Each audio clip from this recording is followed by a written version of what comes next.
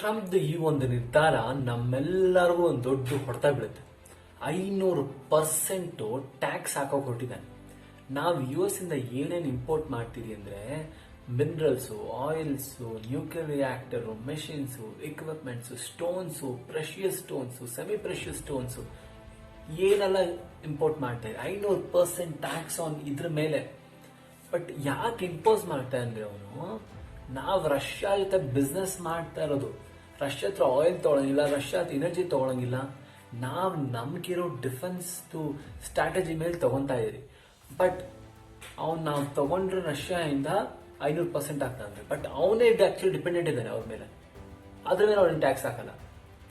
ಈ ಒಂದು ಜಸ್ಟ್ ನಿರ್ಧಾರ ನೋಡಿ ಎಷ್ಟು ಎಷ್ಟು ಕಷ್ಟ ಆಗುತ್ತೆ ನಮ್ಗೆ ಅಂತ. ಸೆಮಿ ಪ್ರೆಷಿಯಸ್, ನ್ಯೂಕ್ಲಿಯರ್ ರಿಯಾಕ್ಟರ್, ನಮ್ಮ ಪವರ್ ಸೋರ್ಸ್ ಎಲ್ಲಿದೆ? ಇದೆಲ್ಲ ನೋಡಿದ್ರೆ ಪೊಲಿಟಿಕಲ್ಗಿಂತ ಬೇರೆ ಯಾವ ಥರ ವಾರ್ ಮಾಡ್ತಾ ಇದೆ.